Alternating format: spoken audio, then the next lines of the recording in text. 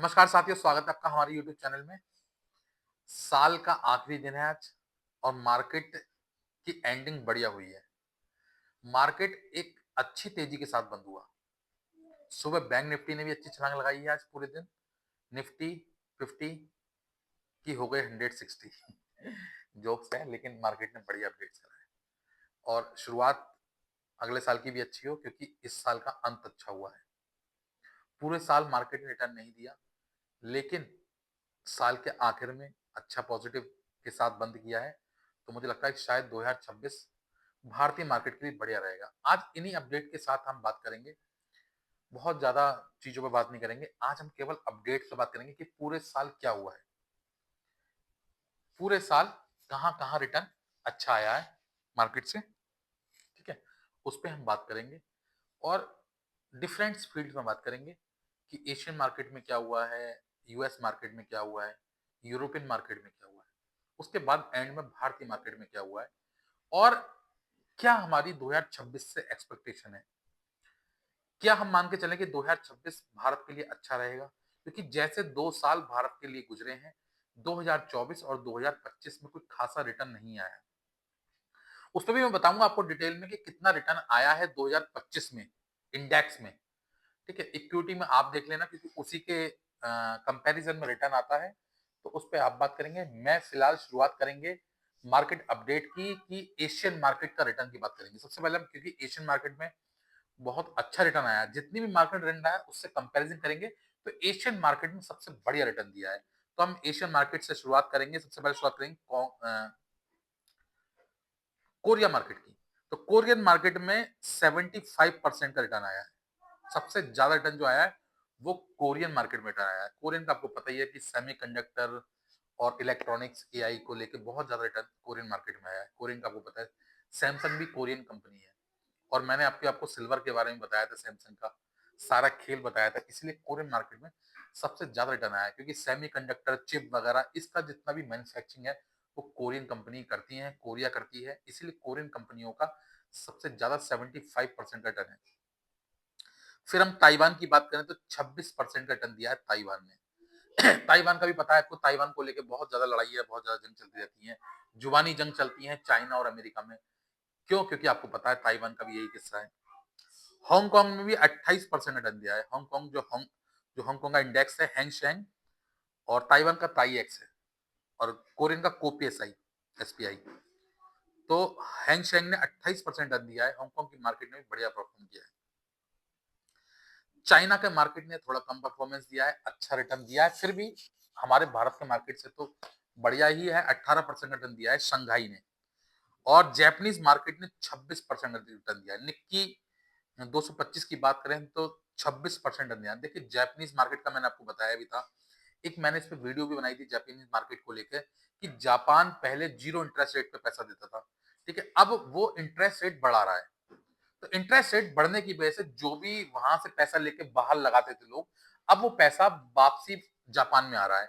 तो उसकी वजह से ये बढ़त आपको देखने को मिली है लास्ट के 6 महीने में। बहुत तेजी के साथ वहां पे रिटर्न आए हैं और उसकी वजह कहीं ना कहीं यही थी कि पहले लोग वहां से पैसा लेकर और दूसरी कंट्रियों में, दूसरी जगह जहां रिटर्न ज्यादा मिलता था, इंटरेस्ट रेट ज्यादा था, वहां पैसा लगाते थे। अब जापान में भी लोग पैसा लगाने लगे हैं, वापसी लोग लौट के जापान आने लगे हैं क्योंकि जापान में भी अब इंटरेस्ट रेट बढ़ने लगा है। तो ये तो रही एशियन मार्केट की बात।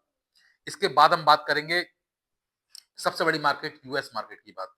तो यूएस नेस्डैक में 21% का टर्न है, एस&पी में 17% टर्न है और रसल 2000 में जो स्मॉल कैप कंपनी है 12% टर्न है। हालांकि ये कम है लेकिन वैसे बहुत ज्यादा है। बहुत ज्यादा क्यों है? क्योंकि कई साल से लगातार यूएस मार्केट में रिटर्न आ रहा है। बहुत ज्यादा ओवर वैल्यूड की कंपनियां हो गई। इस साल ये रिटर्न आना नहीं था लेकिन उसके बाद भी रिटर्न आया और इसकी एक मेजर वजह है, वो है एआई स्टॉक। एआई स्टॉक की वजह से भर भर का रिटर्न आया है। ये जितना भी रिटर्न आया है सिर्फ एआई स्टॉक की वजह से आया है। उनकी वजह से बहुत ज्यादा रिटर्न आया है। तो ये मान के चल इन फ्यूचर इनमें दिक्कतों का सामना भी करना पड़ सकता है। करेक्शन की हम लोग बात कर रहे हैं। एआई को लेके बहुत ज्यादा हम लोग चिंतित हैं। किस लिए? कि एआई में जिस तरीके से इन्वेस्टमेंट हो रहा है उसके अगेंस्ट अगर उसके कंपैरिजन में रिटर्न नहीं आया तो दिक्कत इन फ्यूचर एआई कंपनियों को होगी। और सबसे ज्यादा एआई का फोकस है अमेरिका पे, अमेरिका का है मतलब। तो उसको आप समझ सकते हैं कि नेक्स्ट ईयर फ्यूचर में क्या हो सकता है 2026 के लिए एआई स्टॉक। के साथ बहुत ज्यादा दिक्कत हो सकती है। इसीलिए देखिए अमेरिका का मार्केट ने इस तरह का रिटर्न दिया है, ठीक है। इसके बाद हम बात करते हैं यूरोपियन मार्केट की बात करते हैं, फ्रांस की बात करते हैं। फ्रांस में भी लगभग 22% रिटर्न आया है और यूरोपियन मार्केट ने 23% रिटर्न दिया है। और देखिए बहुत सारी ऐसी कंट्री हैं जिनका रिटर्न जो है इस तरीके का आया है, ठीक है। तो इन्होंने भी सही रिटर्न दिया है। इसके बाद हम बात करेंगे भारत की। ऑलमोस्ट सभी देशों का आपने रिटर्न देख लिया, ठीक है। किसी का भी निगेटिव में नहीं था, सबका पॉजिटिव था। सबसे कम यूरोपियन मार्केट या फ्रांस, जर्मनी, इनकी बात करें, इनका कम था, ठीक है। जर्मनी का 23%, फ्रांस का 22%, 11%, यूरोपियन सॉरी फ्रांस का 11%, यूरोपियन मार्केट का 22%। तो ठीक है, ऑलमोस्ट सबसे नियर अबाउट जिसकी बात करें, सबसे कम जो था वो 11% है, ठीक है। इसके बाद हम बात करेंगे भारत की। भारत में निफ्टी 50 में 10% का रिटर्न आया है। निफ्टी मिड कैप 150 की बात करें तो 5% रिटर्न। निफ्टी स्मॉल कैप 150 की बात करेंगे आप तो -6%। मतलब जितनी रकम लगाई थी उसमें भी -6% हो गया। निफ्टी माइक्रो कैप 250 की बात करें तो 10%। मतलब अगर 1 लाख लगाए थे तो 90,000 बचे। रिटर्न से तो भूल जाइए, 10% और कट गए। ये हालत रही है भारतीय इंडेक्स की। इस तरीके का रिटर्न आया है। और देखिए मैं आपसे कई बार मैंने इस तरह की वीडियो बनाई, कई बार मैं आप लोगों को बता चुका हूं कि लॉन्ग टर्म में इन्वेस्ट करें, मिड कैप, लार्ज कैप पे ज्यादा फोकस करें, स्मॉल कैप, माइक्रो कैप पे फोकस ना करें, उसमें अपना पैसा व्यर्थ ना फंसाएं। अगर आपके पास फालतू पैसा है, अगर आपके पास इतना पैसा है कि आप फंसा सकते हैं उसमें, आपको चिंता नहीं है इसकी रिटर्न नहीं भी आए तो कोई दिक्कत नहीं है, तो आप माइक्रो कैप, स्मॉल कैप में आंखें मीच के लगाएं। लेकिन अगर आप इसकी डिपेंडेंसी है, आपको पैसा फंसाना नहीं है, आपको हर साल रिटर्न चाहिए, तो मैंने बताया भी था आपको, बहुत सारी वीडियो मैंने जनवरी में भी डाली थी वीडियो, फरवरी में भी इस पे वीडियो डाली बना के, और मैंने आपको कंपैरिजन भी बताया था। मैंने निफ्टी का कंपैरिजन बताया था माइक्रो कैप से भी, स्मॉल कैप से भी, कि मिड कैप में लगाएं, लार्ज कैप में लगाएं, लेकिन लोग नहीं मानते हैं और फिर कहते हैं रिटर्न नहीं आया। यही वजह है, ये निचोड़ है इसका, जिसकी वजह से आपके स्टॉक में रिटर्न नहीं आया, आपके इंडेक्स में रिटर्न नहीं आया। क्यों? क्योंकि आपने भर भर कर माइक्रो कैप, स्मॉल कैप में इन्वेस्ट किया है और फिर आपको रिटर्न नहीं आता है। आप 20 रुपए वाली, 30 वाली कंपनी ढूंढ लेते हैं, 10 वाली कंपनी ढूंढ लेते हैं, 50 रुपए वाली कंपनी ढूंढ लेते हैं, ऐसी ऐसी कंपनी ढूंढ ले इसकी वैल्यूएशन मात्र करोड़ों में है, उसमें इन्वेस्ट कर देते हैं, फिर कहते हैं कि इसमें रिटर्न नहीं आया। ये वजह है, ये आईना है 2025 का, जो 2026 में आपको दिखाया है मैंने। आने वाला साल जो है 2026, ये उसका आईना है। अगर फिर से आपने इस तरह की गलती करी तो 2026 में भी आपको रिटर्न नहीं आएगा। क्योंकि देखिए कोविड के बाद का दौर था वो, जिसमें आंखें मीच के लोगों ने पैसा लगाया, चाहे माइक्रो कैप, स्मॉल कैप, पैनी, हर तरफ रिटर्न आया था। लेकिन मार्केट ऐसे नहीं चलता है। वो एक वेव थी, एक लहर थी, जैसे फर्स्ट मोदी लहर में वो विधायक, वो सांसद भी जीत गए जिनका कोई वर्चस्व नहीं था फील्ड में, जिनकी कोई प्रेजेंटेशन नहीं थी। वो मोदी लहर थी पहली। उसके बाद सेकंड वेव में क्या हुआ, वही जीता जिसके खुद के घुटनों में दम था। तो यही बात मैं बताना चाह रहा हूं आपको कि आप उन्हीं स्टॉक में इन्वेस्ट करें जिनके फंडामेंटल स्ट्रांग है, जिनके डेप्थ फ्री हैं, जिनका एसेट्स हैं, जिनकी लाइबिलिटीज हैं, जिनका आरओई ज्यादा है, जिनके अर्निंग टू शेयर ज्यादा है, प्राइस टू अर्निंग ज्यादा है उनका। तो इस टाइप के स्टॉक में इन्वेस्ट करें, आप ऐसे ना आके नीचे इन्वेस्ट कर दें। तो ये बात ध्यान रखें आप, 2026 के लिए आपके लिए सबक है। उसके बाद बात करते हैं कि रिटर्न किस में आया है। गोल्ड में आया है 65% रिटर्न, सिल्वर में आया है 155%, 150, अभी तो 180% था, ये घट गया है 30%। 180% था ये, जो क्रैश हुआ है ना सिल्वर, उसकी वजह से 150% पे आ गया है।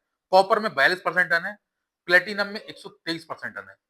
मतलब इसमें भी अच्छा खासा रिटर्न आया है। लेकिन 2026 के लिए अभी गोल्ड में रिटर्न बाकी है, आएगा इसमें। लेकिन देखिए मैं आपको बताता हूं, जब भी, सॉरी, ऐसा नहीं है कि आप गोल्ड को ही पकड़ें, ऐसा नहीं है कि सिल्वर को भी पकड़ें, उसके साथ और भी प्रोडक्ट हैं, बाई प्रोडक्ट मैंने बताए थे। गोल्ड, सिल्वर, कॉपर, प्लेटिनम, ये सब हैं, ये सब मेटल हैं, रियर अर्थ मटेरियल हैं। ये धरती से निकलते हैं और आसानी से निकलते, भर भर कर नहीं है, लिमिटेड है। तो समझिए इसको कि इसमें तो ये है ही कि बढ़ेगा, घटेगा नाम नहीं, क्योंकि ये सप्लाई कम है, डिमांड ज्यादा है और डिमांड बढ़नी है। आप समझिए सिल्वर की 58% से ज्यादा जो डिमांड है वो कमर्शियल है। तो ये समझना पड़ेगा आपको, गोल्ड की कमर्शियल नहीं है, सिल्वर की कमर्शियल है, प्लेटिनम की कमर्शियल है, कॉपर की कमर्शियल है। और जिनकी कमर्शियल डिमांड होती है ना, वो आप समझ सकते हैं कि वो बनी रहेगी ऐसे ही। देखिए जो गोल्ड है उसकी आर्टिफिशियल डिमांड है, मतलब ज्वेलरी से लेकर डिमांड है उसकी, उसको पहनते हैं आप, वो ऐसा नहीं है कि किसी चीज में यूज ही होनी होनी है कि कई किलो में सोना लगना ही लगना, ऐसा नहीं है। ठीक है मतलब इतना नहीं है, सिल्वर और इसके कंपैरिजन में नहीं है, वो किलो में लग रहा है। ठीक है, वो लगेगा भी तो ग्राम में लगेगा, तो ये समझ सकते हैं आप। इसके बाद बिटकॉइन में आ जाइए। आप चौंक जाएंगे ना बिटकॉइन की बात सुन के। हर व्यक्ति बिटकॉइन बिटकॉइन कर रहा था ना 2025 की शुरुआत से ही, हर व्यक्ति ने आंखें मीच के बिटकॉइन पैसा डाला। जिसके देखो चेहरे पे, बात पे, जवान पे यही बात, किसमें? क्रिप्टो में इन्वेस्ट करूंगा, क्रिप्टो में इन्वेस्ट करूंगा। अब मैं समझा समझा के थक गया लोगों को, बता बता के थक गया भाई, क्रिप्टो से बच के रहो, क्रिप्टो से बच के रहो। -6% रिटर्न है क्रिप्टो में, बिटकॉइन में सॉरी, -6%। जितना पैसा लगाया उससे -6% हो गया। और जिस तरीके से मार्केट गिरा होगा ना, वहां लोगों ने बहुत सारे ने पोजीशन अपनी शॉर्ट कर दी होगी, उसमें भी गया होगा बहुत सारे को पैसा। क्रूड की बात करें, ब्लेंड क्रूड की -18%, ये भारत के लिए पॉजिटिव है, क्योंकि क्रूड के दाम जब गिरेंगे तो भारत की मार्केट स्टेबल रहेगी, भारत में महंगाई दर कंट्रोल रहेगा। क्योंकि क्रूड के दाम बढ़ने से महंगाई बढ़ती है। लगभग 60-62 बैरल प्रति डॉलर के आसपास क्रूड का रेट होगा इस समय, और वो गिरा है, ये बहुत बढ़िया है, क्योंकि आपको पता है एक समय 100 से ऊपर गिर गया था क्रूड का दाम। तो ये तो अच्छी बात है, -18, ये तो 18 या 30 भी हो जाए तो भी बढ़िया है, क्योंकि ये तो घटना चाहिए। इससे भारत की मार्केट अर्थव्यवस्था तेजी के साथ दौड़ती है। इसके बाद बात करेंगे हम डॉलर और रुपए का कर्ज बात करेंगे। इसके कंपैरिजन करेंगे, हर कोई व्यक्ति रुपए रुपए की बात करता है, रुपया गिर रहा है, भारत का रुपया गिर रहा है, कमजोर हो रही है अर्थव्यवस्था। आप देखेंगे रुपए की गिरावट कितनी है, रुपए ने इस साल 5% की गिरावट रही है रुपए में, और डॉलर में आप एक्सपेक्ट करिए 9% की गिरावट है डॉलर में, 9% की गिरावट। अब आप समझ सकते हैं कि रुपया कितना गिरा है 5%, डॉलर कितना गिरा है 9%। ये डिफरेंस है, ऐसा नहीं है कि भारतीय इकोनॉमी गिर रही है, ये भारतीय करेंसी गिर रही है, गिरा डॉलर भी है, डॉलर भारत से ज्यादा गिरा है। तो ये समझ सकते हैं लगभग सभी में गिरावट का दौर है। लेकिन 2026 आने वाला साल भारतीय मार्केट के लिए अच्छा रहेगा। क्यों अच्छा रहेगा? मैं कुछ की पॉइंट बता रहा हूं, बाकी आप समझ लेना, आपकी नॉलेज के ऊपर है। भारतीय सरकार ने जिस तरीके के स्टेप भारतीय मार्केट के लिए, चाहे वो जीएसटी कट हो, चाहे 12 लाख तक का टैक्स फ्री सोल्यूशन हो उसका, ये बहुत सारे लेबर क्लॉज जो चेंज करे हैं भारत ने, कभी भारत में 29 तरह के क्लॉज होते थे लेबर के लिए, वो 4 पे ले आए हैं। ठीक है, और जिस तरीके से भारत सरकार ने बहुत सारा लिक्विडेशन मार्केट में डाला है, फंड्स डाला है, उससे अर्थव्यवस्था घूमी है। और 2026 में बहुत ज्यादा इससे एक्सपेक्टेशन भारतीय मार्केट को रहेगी। आप समझ सकते हैं कितनी ज्यादा रहेगी, क्योंकि भारतीय सरकार जो न्यू एंटरप्रेन्योर है उन पे बहुत ज्यादा फोकस कर रही है, एमएसएमई पे बहुत ज्यादा फोकस कर रही है, make in India defence equipment पे बहुत ज्यादा फोकस है, सेमीकंडक्टर पे बहुत ज्यादा फोकस है, solar energy, renewable energy, hybrid energy, EVs, इस पे बहुत ज्यादा फोकस है, आने वाला समय इनका है, और भारतीय मार्केट के लिए अपॉर्चुनिटी है। और मेक इन इंडिया पे जिस तरीके से हमारे भारतीय सरकार, श्री प्रधानमंत्री श्री नरेंद्र मोदी जी का विजन है, वो आप समझ सकते हैं कि भारत को किस दिशा में ले जाएगा। इंफ्रास्ट्रक्चर डेवलपमेंट में भारत किस तेजी के साथ बढ़ रहा है। तो ये साल 2026 भारतीय इकोनॉमी के लिए बहुत ज्यादा गोल्डन पल रहेंगे, सुनहरा अवसर रहेगा इन्वेस्टरों के लिए, रिटर्न आएगा बहुत शानदार। भले ही टैरिफ हटे ना हटे, लेकिन बहुत सारी दिक्कतें भारतीय सरकार ने खत्म कर दी हैं। अगर टैरिफ हट जाएगा तो सोने पे सुहागा है, क्योंकि टैरिफ हटना थोड़ा मुश्किल लग रहा है मुझे, क्योंकि इस साल नवंबर तक अमेरिका में हाउस ऑफ प्रेसिडेंट का इलेक्शन है, और जिस तरीके की वैल्यूएशन डोनाल्ड ट्रंप की अमेरिका में गिर रही है, मुझे लगता है कि शायद वो टैरिफ ना हटाए। क्यों? क्योंकि वो दिखाएंगे वहां की पब्लिक को, जो उनके हितैषी हैं, कि हमने रूस और यूक्रेन के युद्ध को समाप्त न करने की वजह से, मतलब भारत उस पर दबाव नहीं बना रहा है, इसलिए हमने भारत को पनिश किया है। हालांकि वो चाइना को पनिश नहीं कर पा रहे हैं, भारत को पनिश किया है।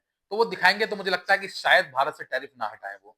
ठीक है, बाकी देखेंगे आने वाला समय, कुछ नहीं बता सकता कोई, इसके बारे में कुछ नहीं कह सकता कि डोनाल्ड ट्रंप के मूड में कब आ जाए, कब उनके दिमाग में ये ख्याल आ जाए, उनको खुद नहीं पता अभी तो फिलहाल कि वो कब हटाने वाले हैं। लेकिन अगर हट जाता है तो बहुत अच्छी बात है, भारतीय मार्केट की अपॉर्चुनिटी रहेगी। तो 2026 मुझे लगता है कि शायद, मुझे ऐसा लगता है कि भारतीय मार्केट के लिए एक बहुत अच्छा साल रहेगा, क्योंकि 2 साल भारतीय मार्केट के लिए कुछ भी रिटर्न नहीं आया है। तो 2026 से ये एक्सपेक्ट कर रहे हैं हम लोग कि एक शानदार रिटर्न रहेगा। तो देखते हैं 2026 कैसा रहता है। एडवांस में हैप्पी न्यू ईयर। और ये साल का आखिरी दिन था, आज साल की आखिरी वीडियो थी। कल नए नव वर्ष में मिलेंगे आपको नई वीडियो के साथ। इसी के साथ मैं अपनी वीडियो को समाप्त करता हूँ। तो जिनको वीडियो पसंद आई हो, वीडियो अच्छी लगी हो, वीडियो को लाइक करना, शेयर करना और चैनल को सब्सक्राइब करना ना भूलना। Thank you.